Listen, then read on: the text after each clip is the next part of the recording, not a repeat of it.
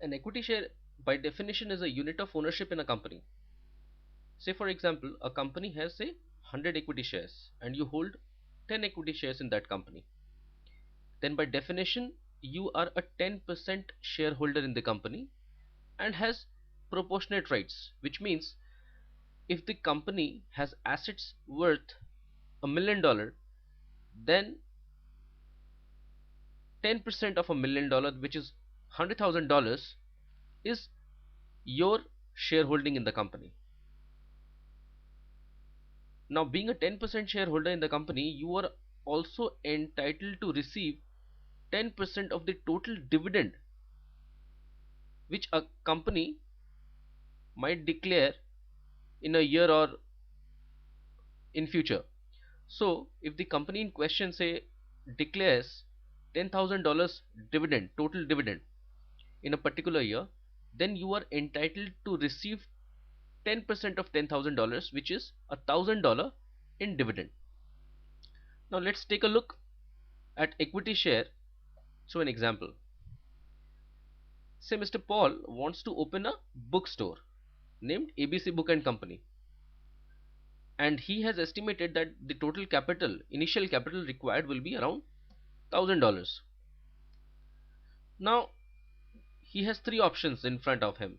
Either he puts in the entire $1,000 from his own pocket, or take a full $1,000 loan, that means finance the entire capital through a loan, or go for a hybrid one, which is part fund through his own capital and part fund from bank.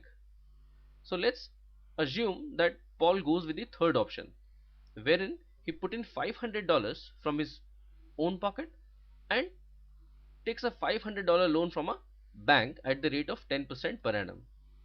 So on this $500, which is a loan, he has to pay $50, that is 10% of $500, as interest every year.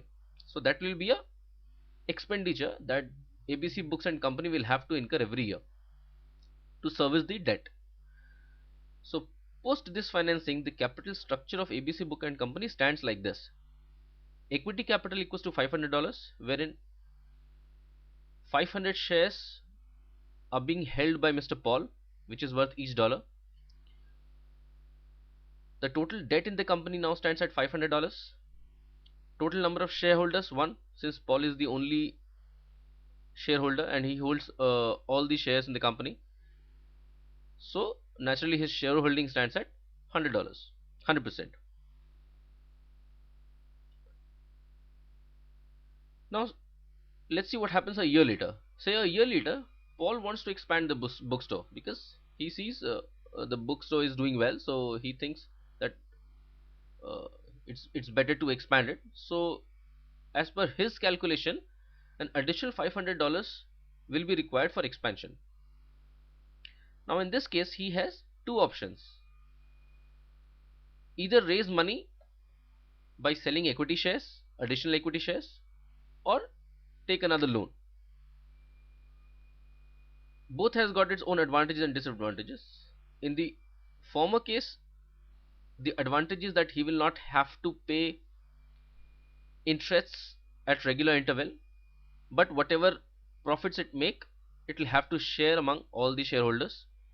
And if it decides to take a loan, then he saves on sharing the profits, but he has to service the debt and take additional interest burden. So let's assume that Paul selects the first option and decides to sell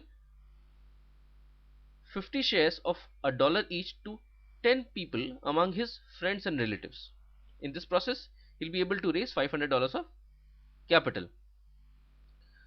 So post this capital raising, the capital structure of ABC Book and Company stands as equity capital equals to $1,000, since additional $500 has been raised in equity capital.